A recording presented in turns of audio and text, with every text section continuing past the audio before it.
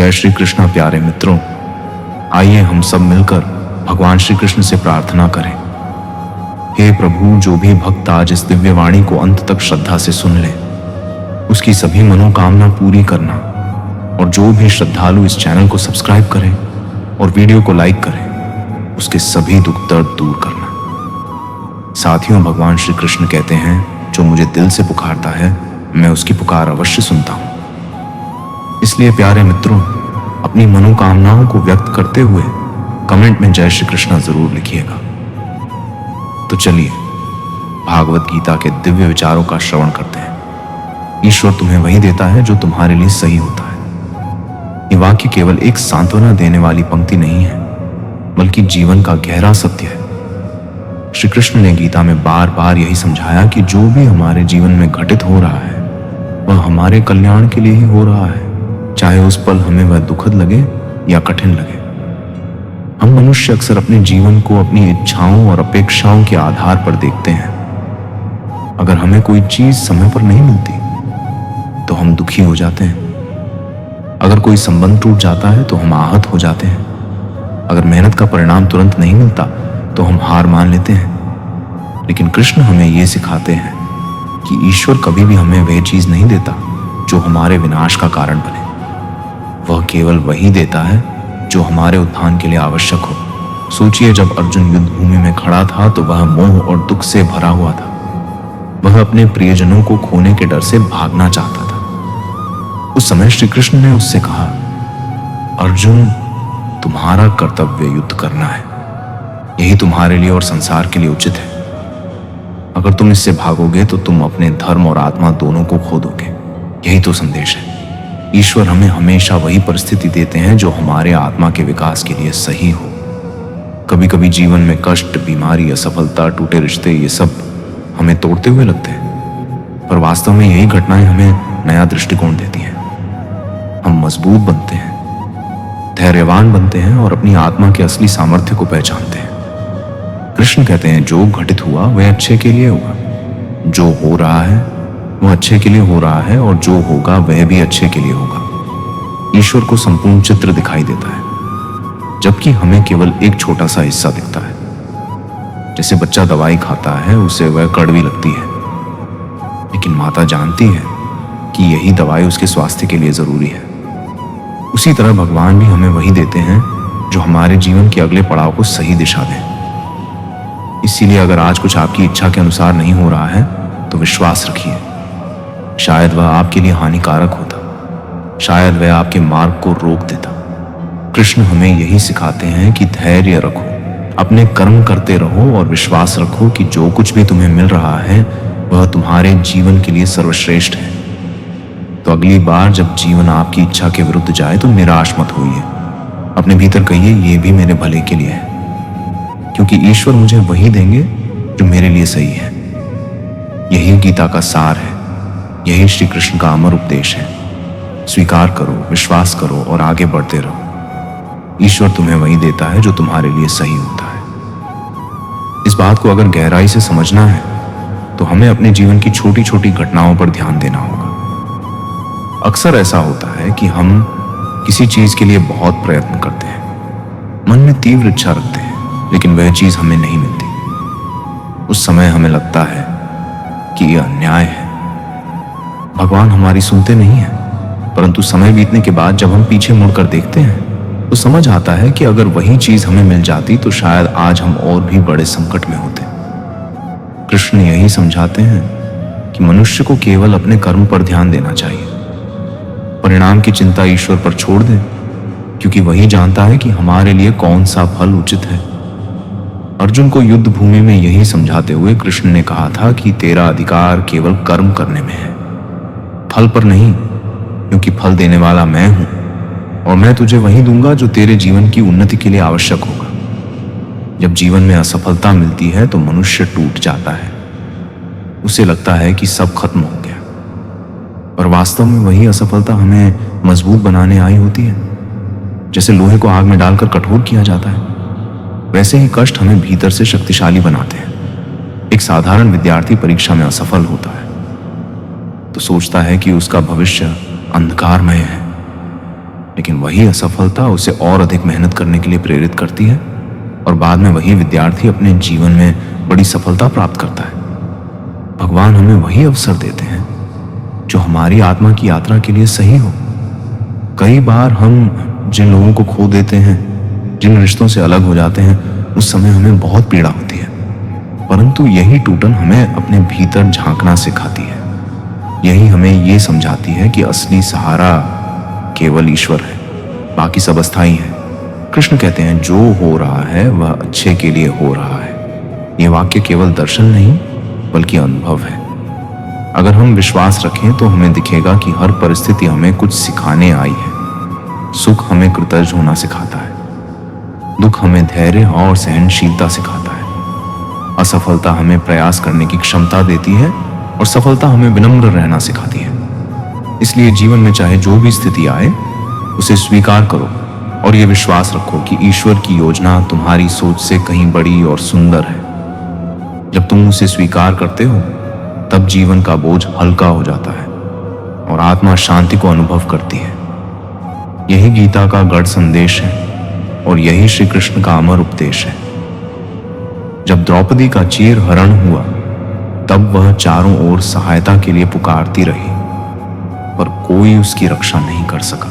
अंततः जब उसने अपना अहंकार त्याग कर दोनों हाथ उठाकर कृष्ण को पुकारा, तभी उसका चीर अनंत हो गया और उसकी लाज बच गई। यह प्रसंग यही दिखाता है कि ईश्वर तभी हस्तक्षेप करते हैं जब हमें वास्तव में उनकी आवश्यकता होती है, और जब हम पूरे समर्पण के साथ उन्हें पुकारते हैं वह हमेशा वही करते हैं जो हमारे लिए सही होता है।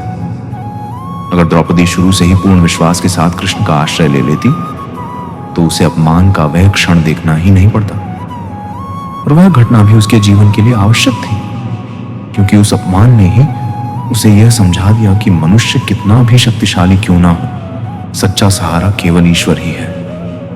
अर्जुन के जीवन में भी यही सत्य सामने आया जब उसने अपने सगे संबंधियों को देखकर मोह में आकर धनुष नीचे रख दिया। वह सोच रहा था कि युद्ध करना पाप होगा, परंतु कृष्ण ने उसे समझाया कि यह युद्ध केवल तेरे व्यक्तिगत स्वार्थ का नहीं है बल्कि धर्म की रक्षा का है। अगर तू अपने मोह में फंसकर युद्ध से भागेगा तो इतिहास तुझे कायर कहेगा और तू अपने ही कर्तव्य से विमुख हो जाएगा। इसीलिए अर्जुन के लिए उस समय युद्ध करना ही सही था। भले ही उसे वह कठिन लग रहा था, पर वही उसका धर्म था और वही उसकी आत्मा के उत्थान के लिए आवश्यक था। हमारे जीवन की स्थितियां भी कुछ ऐसी ही होती हैं। कई बार हम सोचते हैं कि जो रास्ता हमें दिख रहा है वही सबसे आसान है, लेकिन ईश्वर हमें उस राह पर ले जाते हैं जो कठिन जरूर है पर हमें मजबूत बनाती है। जैसे कोई किसान बीज को मिट्टी में डालकर ऊपर से ढक देता है।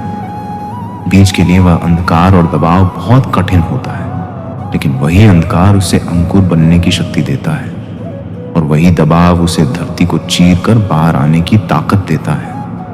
उसी तरह हमारे जीवन के कठिन क्षण हमें आगे बढ़ने की क्षमता देते हैं। इसीलिए जब भी तुम्हें लगे कि परिस्थितियां तुम्हारे विरुद्ध हैं तो ये याद रखो कि कृष्ण तुम्हें वही अनुभव दे रहे हैं जो तुम्हारी आत्मा को आगे ले जाने के लिए आवश्यक है।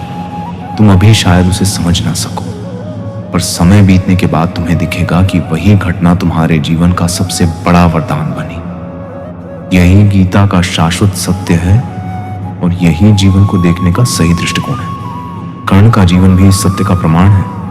वो जन्म से ही अद्भुत प्रतिभा वाला था, लेकिन उसे हमेशा अपने जन्म की पहचान छुपानी पड़ी। समाज ने उसे सूत पुत्र कहकर ठुकराया, परंतु यही कठिनाइयां उसे महान योद्धा बनाने का कारण बनी। अगर उसे जन्म से ही सम्मान और अधिकार मिल जाते तो शायद वह उतनी तपस्या और साधना न करता।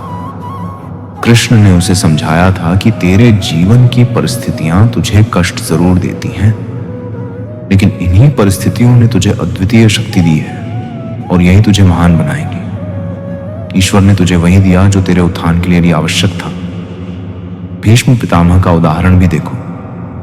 उन्होंने आजीवन ब्रह्मचर्य का व्रत लिया और अपने पिता की प्रतिज्ञा के कारण उन्होंने व्यक्तिगत सुख का त्याग किया। देखने में यह जीवन बहुत कठिन था, लेकिन इसी त्याग ने उन्हें इतना महान बनाया कि पूरा महाभारत उन्हें गंगापुत्र भीष्म के नाम से याद करता है। अगर ईश्वर उन्हें सामान्य जीवन दे देते तो शायद उनका नाम इतिहास में इतना ऊंचा ना होता। ईश्वर ने उन्हें वही परिस्थितियां दी जो उनके जीवन को आदर्श बनाने के लिए सही थी। युधिष्ठिर का जीवन भी यही सिखाता है। जब उन्होंने जुए में सब कुछ हार दिया, पत्नी तक दांव पर लग गई और उन्हें 13 साल का वनवास मिला, तब उन्हें लगा कि यह उनके लिए सबसे बड़ा दुर्भाग्य है। लेकिन वही वनवास उनके और उनके भाइयों के लिए सबसे बड़ी सीख बन गया। जंगल की कठिनाइयों ने उन्हें धैर्य सिखाया, आत्मसंयम सिखाया, और जब वे लौटे तो वे और भी मजबूत और बुद्धिमान बन चुके थे। यही कारण था कि अंततः धर्म की विजय हुई। इन सभी प्रसंगों से यही स्पष्ट होता है कि ईश्वर हमें कभी भी वह परिस्थितियां नहीं देते जो व्यर्थ हो। हर घटना, हर कठिनाई, हर संघर्ष हमें एक नए रूप में ढालता है और वही हमें हमारे सच्चे उद्देश्य की ओर ले जाता है, जो आज हमें दुख के रूप में दिखता है वही कल हमारे जीवन की सबसे बड़ी शक्ति बन जाता है। कृष्ण का यही उपदेश है कि विश्वास रखो और परिस्थिति को स्वीकार करो, क्योंकि ईश्वर वही देता है जो तुम्हारे लिए सही होता है। द्रौपदी के प्रश्न पर कृष्ण का उत्तर भी यही सत्य प्रकट करता है। द्रौपदी ने कृष्ण से पूछा था कि अगर धर्म की रक्षा के लिए ही सब कुछ होता है तो फिर मेरे साथ ये अन्याय क्यों हुआ, मेरा चीरहरण क्यों होने दिया।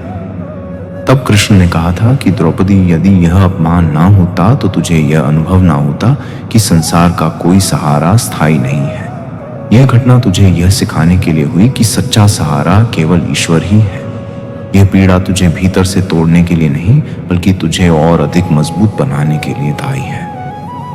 कृष्ण का यही संदेश गीता में भी है कि मनुष्य को यही समझना चाहिए कि जीवन में जो कुछ भी मिल रहा है वह संयोग नहीं है, वह किसी गहरी योजना का हिस्सा है। जैसे बच्चा जब विद्यालय में पढ़ता है तो कभी आसान पाठ मिलते हैं और कभी कठिन पाठ मिलते हैं, लेकिन हर अध्याय उसकी समझ को बढ़ाता है। उसी प्रकार ईश्वर हमें कभी सुख के अनुभव से गुजारते हैं, कभी दुख के अनुभव से, पर हर स्थिति हमें कुछ नया सिखाने आती है।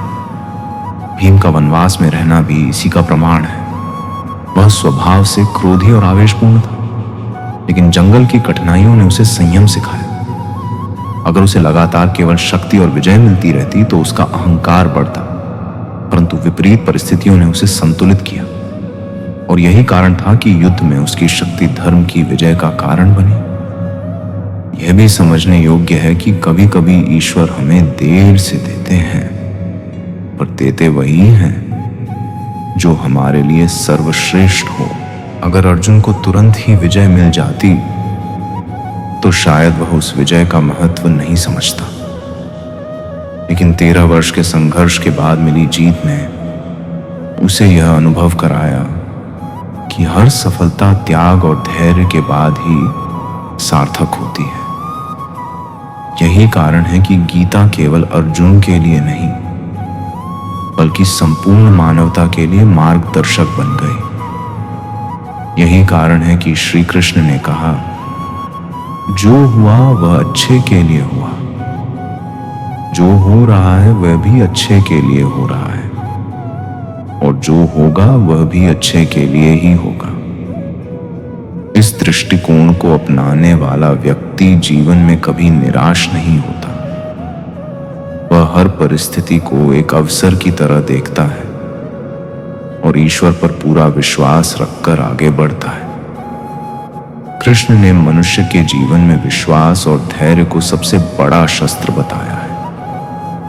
उन्होंने कहा है कि जब मनुष्य यह स्वीकार कर लेता है कि ईश्वर वही देगा जो उसके लिए उचित है, तब उसके भीतर से भय समाप्त हो जाता है, क्योंकि भय हमेशा उसी बात से उपजता है कि कहीं मुझे मेरी इच्छा के अनुसार चीज ना मिली तो क्या होगा।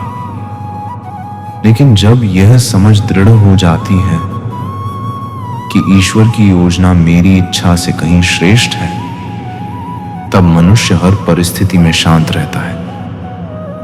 महाभारत में एक प्रसंग आता है जब पांडवों को अज्ञातवास में जाना पड़ा। उस समय द्रौपदी बार बार व्याकुल होकर युधिष्ठिर से पूछती थी कि क्यों हमारे साथ यह अन्याय हो रहा है।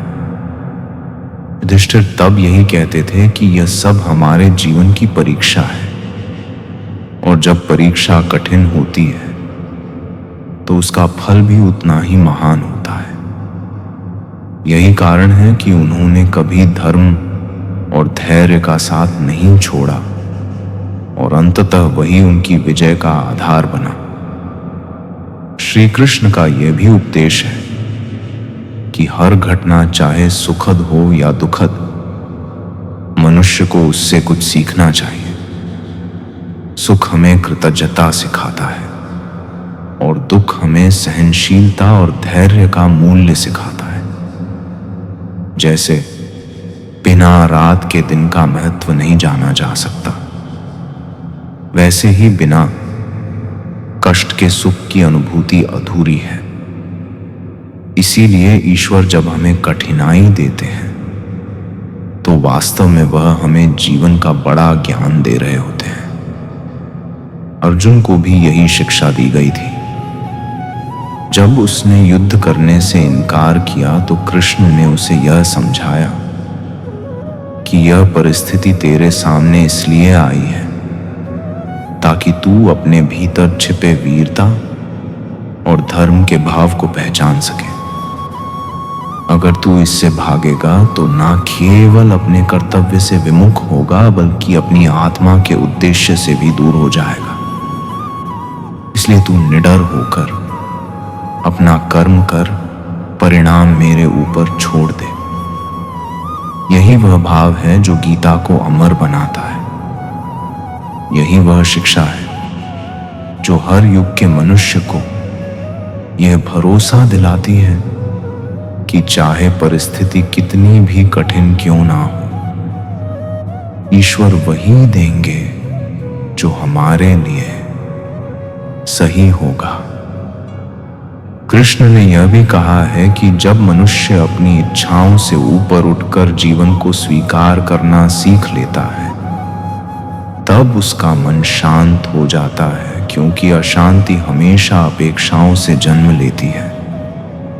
हम चाहते हैं कि सब कुछ हमारी योजना के अनुसार हो, परंतु जब ऐसा नहीं होता तो हमें पीड़ा होती है। जबकि ईश्वर की योजना हमेशा व्यापक और दीर्घकालिक होती है। वह वही परिस्थिति हमारे सामने रखते हैं जिससे हमारी आत्मा का विकास हो सके। महाभारत में कुटिल परिस्थितियां बार बार सामने आती रही। कभी जुए में सब कुछ हारना पड़ा, कभी वनवास झेलना पड़ा, कभी अपमान सहना पड़ा, पर इन सब के बावजूद पांडवों ने धर्म का मार्ग नहीं छोड़ा। यह वही शक्ति थी जो उन्हें कृष्ण के उपदेश से मिली थी कि ईश्वर जो कर रहे हैं उसमें कोई ना कोई भलाई छिपी है। वनवास ने उन्हें धैर्य और संघर्ष का पाठ पढ़ाया। अपमान ने उन्हें विनम्र बनाया और कठिनाइयों ने उन्हें एकजुट कर दिया। यही कारण है कि जब निर्णायक समय आया तो वहीं पांडव धर्म के मार्ग पर चलते हुए विजय हुए। कृष्ण ये भी बताते हैं कि जब हमें कुछ देर से मिलता है तो वह भी हमारे लिए वरदान होता है। यदि सफलता तुरंत मिल जाए तो उसका मूल्य नहीं समझ आता, लेकिन जब हम संघर्ष करते हैं, कठिनाइयां झेलते हैं और धैर्य रखते हैं, तब सफलता का महत्व समझ में आता है और हम उसे संभाल पाते हैं। यही कारण है कि उन्होंने अर्जुन से कहा था कि अभी का यह युद्ध केवल एक युद्ध नहीं है, बल्कि यह तेरे जीवन का सबसे बड़ा अवसर है, जिससे तू न केवल धर्म की रक्षा करेगा बल्कि मानवता को अमर संदेश भी देगा।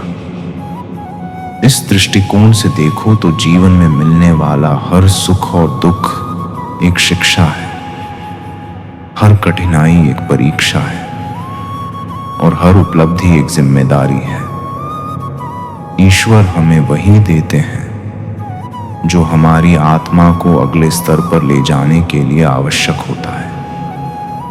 यही कारण है कि कृष्ण का यह उपदेश आज भी उतना ही प्रासंगिक है जितना उस समय था जब उन्होंने कुरुक्षेत्र की भूमि पर अर्जुन को दिया था। कृष्ण ने यह भी स्पष्ट किया है कि ईश्वर की दी हुई हर परिस्थिति मनुष्य को उसके वास्तविक स्वरूप की ओर ले जाती है। हम प्राय शरीर और मन की इच्छाओं में उलझकर सोचते हैं कि यही जीवन का केंद्र है, लेकिन जब कठिन समय आता है तब हमें यह अनुभव होता है कि जीवन का असली आधार आत्मा है और आत्मा का संबंध केवल परमात्मा से है। यही कारण है कि गीता में कृष्ण बार बार कहते हैं कि आत्मा ना जन्म लेती है ना मरती है, वह शाश्वत है। जब हम ये समझ लेते हैं तो फिर हमें किसी भी हानि या कठिनाई से भय नहीं लगता, क्योंकि हमें पता होता है कि यह सब केवल अस्थायी है और ईश्वर जो भी कर रहे हैं वह हमारी आत्मा को और गहराई से जागृत करने के लिए कर रहे हैं। महाभारत के प्रसंगों में देखो तो चाहे अभिमन्यु का वीर गति को प्राप्त होना हो या घटोत्कच का बलिदान, हर घटना ने धर्म की रक्षा के लिए ही मार्ग सर्ग प्रशस्त किया। भले ही वह पल पीड़ादायक था, पर उसका परिणाम महान था। कृष्ण ने कर्म और विश्वास दोनों को एक साथ जोड़ा है। उनका कहना है कि मनुष्य को कभी यह सोचकर निष्क्रिय नहीं होना चाहिए कि जो होना है वह तो होगा ही, बल्कि उसे अपना कर्तव्य पूरे समर्पण से निभाना चाहिए, क्योंकि ईश्वर उसी के माध्यम से अपना कार्य करते हैं। अर्जुन को भी यही समझाया गया कि युद्ध भूमि में खड़ा रहकर तू केवल एक साधन है, असली संचालन मैं कर रहा हूं, इसलिए तू निडर होकर अपना कर्तव्य निभा। इस शिक्षा से यही समझ आता है कि ईश्वर जब हमें किसी राह पर ले जाते हैं तो उसमें हमारा भी प्रयास आवश्यक है। हमें धैर्य रखना है, विश्वास रखना है और लगातार अपना कर्म करते रहना है। जब यह तीनों बातें एक साथ जुड़ जाती हैं तब जीवन में संतुलन आता है और मनुष्य यह अनुभव करता है कि सचमुच ईश्वर वही देते हैं जो उसके लिए सही होता है। कृष्ण ने यह भी कहा है कि मनुष्य का दुख केवल इसलिए बढ़ जाता है क्योंकि वह अपने मन से हर परिस्थिति का मूल्यांकन करता है। अगर कोई घटना उसकी इच्छा के अनुसार होती है तो वह प्रसन्न होता है, और यदि उसके विपरीत होती है तो वह दुखी हो जाता है। जबकि सच्चा ज्ञानी वही है जो इन दोनों स्थितियों में संभव रखे सुख और दुख को समान दृष्टि से देखे। कुरुक्षेत्र की भूमि पर अर्जुन को यही शिक्षा दी गई थी। जब वह अपने संबंधियों को देखकर मोह और शोक में डूब गया तो कृष्ण ने उसे समझाया कि यह शरीर नाशवान है, आत्मा ही शाश्वत है। तू जिनके लिए शोक कर रहा है वे वास्तव में कभी नष्ट नहीं हो सकते, और ना ही तू स्वयं नष्ट हो सकता है। इस सत्य को पहचान कर ही तू युद्ध के लिए खड़ा हो जा। यही तेरे लिए सही है और यही धर्म भी है। यही सिद्धांत हमारे जीवन में भी लागू होता है। जब कोई प्रिय हमें छोड़कर चला जाता है तो हमें लगता है कि सब समाप्त हो गया, पर वास्तव में आत्मा का कोई अंत नहीं होता। वह केवल एक शरीर से दूसरे शरीर की यात्रा करती है। इसीलिए ईश्वर जब किसी को हमसे दूर करते हैं तो उसमें भी कोई गहरा अर्थ छिपा होता है। वे हमें आसक्ति से मुक्त करना चाहते हैं ताकि हम जीवन के असली उद्देश्य को समझ सकें। कृष्ण का यह संदेश केवल धर्म युद्ध की तैयारी के लिए नहीं था, बल्कि हर मनुष्य को यह बताने के लिए था कि ईश्वर की योजना हमेशा पूर्ण है। मनुष्य की दृष्टि सीमित है, लेकिन ईश्वर की दृष्टि असीम है। इसलिए अगर हमें कुछ नहीं मिलता तो ये मान लेना चाहिए कि वह हमारे लिए उचित नहीं था, और अगर कुछ मिलता है तो वह हमारे आत्म कल्याण के लिए ही है। यही विश्वास जीवन को हल्का करता है और मन को शांति देता है। कृष्ण ने जीवन के उद्देश्य को स्पष्ट करते हुए यह भी कहा है कि मनुष्य बार बार अपने कर्मों के अनुसार जन्म लेता है और हर जन्म में वही परिस्थितियां पाता है जो उसके सुधार और विकास के लिए आवश्यक होती हैं। यही कारण है कि कुछ लोग सुख सुविधा में जन्म लेते हैं तो कुछ लोग कठिनाइयों में। लेकिन इसका अर्थ अन्याय नहीं है, बल्कि यह आत्मा की यात्रा का परिणाम है। ईश्वर हर आत्मा को वही अनुभव कराते हैं जो उसे अगले चरण तक ले जाने के लिए जरूरी है। महाभारत के प्रसंग में विदुर का जीवन इसका सुंदर उदाहरण है।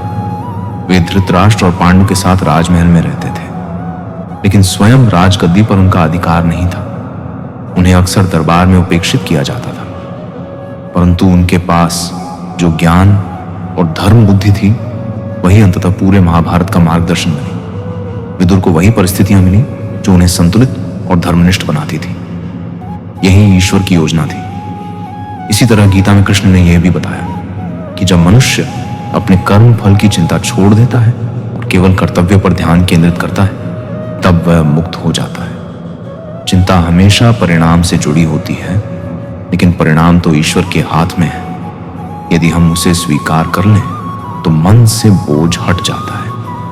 यही कारण है कि कृष्ण ने कहा कि कर्म कर, फल की इच्छा मत कर, क्योंकि मैं वही दूंगा जो तेरे लिए सही होगा। ये शिक्षा हमें यह समझाती है कि जीवन में अनावश्यक दुख केवल इसलिए है क्योंकि हम परिणाम को नियंत्रित करना चाहते हैं। अगर हम विश्वास कर लें कि ईश्वर की योजना सर्वोत्तम है, तो फिर हमें हर परिस्थिति अवसर की तरह लगेगी, चाहे वह सुखद हो या दुखद। यह दृष्टिकोण ही आत्मा को स्थिरता और शांति प्रदान करता है। कृष्ण ने अंत में यह समझाया कि जीवन का अंतिम उद्देश्य केवल सांसारिक उपलब्धियां प्राप्त करना नहीं है, बल्कि आत्मा की शुद्धि और परमात्मा से मिलन है। मनुष्य जब तक अपने को केवल शरीर मानकर भौतिक इच्छाओं के पीछे भागता है, तब तक वह दुख और असंतोष में बंधा रहता है। परंतु जब वह अपने को आत्मा के रूप में पहचान लेता है और अपने हर कर्म को ईश्वर को अर्पित कर देता है, तब उसका जीवन मुक्त हो जाता है। यही मोक्ष की अवस्था है। कृष्ण का उपदेश यही था कि संसार का हर कार्य अस्थायी है। धन, यश, सत्ता, सुख ये सब समय के साथ समाप्त हो जाते हैं, लेकिन आत्मा शाश्वत है। इसलिए मनुष्य को अपने जीवन में ऐसे कार्य करने चाहिए जो आत्मा की उन्नति के लिए हो। यही वास्तविक सफलता है। इस सफलता में कोई हार नहीं होती, क्योंकि यह हर जन्म के साथ आगे बढ़ती है। इस ज्ञान से यह स्पष्ट होता है कि जीवन की कठिनाइयां हमारे लिए सज्जा नहीं, बल्कि आत्मा के विकास का साधन है। जब हम उन्हें धैर्य, विश्वास और समर्पण के साथ स्वीकार करते हैं, तो वे हमें और मजबूत और ज्ञानी बना देती हैं। यही कारण है कि कृष्ण ने युद्ध भूमि में भी अर्जुन को शांत किया और कहा कि तू केवल अपना धर्म कर, शेष सब मैं संभाल लूंगा। यही शिक्षा हर व्यक्ति के लिए है कि जीवन को भय और संशय से नहीं, बल्कि विश्वास और कर्तव्य से जो हर परिस्थिति को स्वीकार करो और हर कर्म को ईश्वर को अर्पण कर दो। यही मार्ग है जो अंततः शांति, संतोष और परम मुक्ति तक पहुंचाता है।